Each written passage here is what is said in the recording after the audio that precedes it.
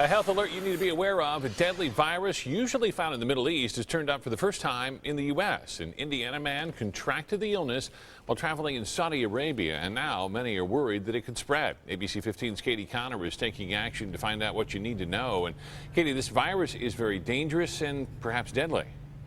That's right. The MERS virus has sickened 339 people worldwide.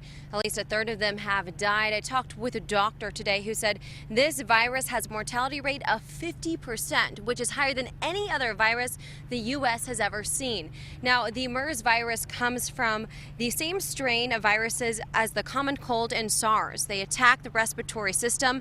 Many are now worried about the threat of the virus quickly spreading. But the Center for Disease and Control says it's not very contagious.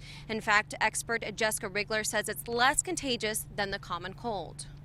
We know that infectious diseases are always a plane ride away. However, it's been since September of a couple of years ago when we first identified this. And so, it's just now getting to the United States. I don't think we're at a point where we need widespread panic.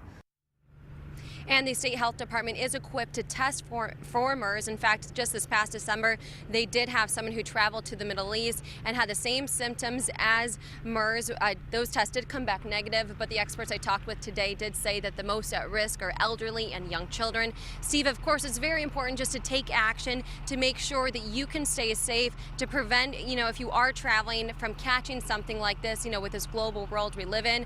The doctors I talked with today say make sure, of course, simple things like washing your hands, making sure to, of course, carry these sanitizing wipes when you travel for your hands, and also that tray. And of course, the also big one, just try to stay away from any sick people. Yeah, it's the kind of advice we hear all the time, but you always got to be reminded of it, especially when you're traveling. Thanks, Katie.